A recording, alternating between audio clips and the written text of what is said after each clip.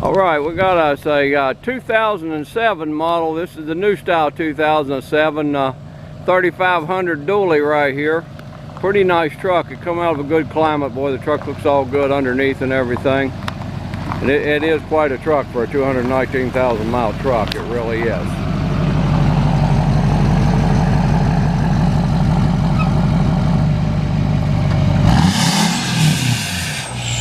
All right, and it sounds good. It's got a right new 4-inch exhaust on it. Like I said, it's a pretty decent truck. It really is. This is a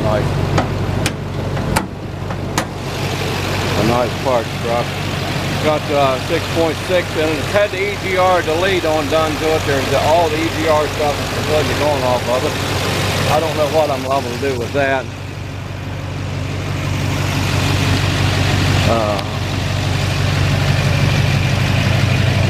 Got the fast pump on it.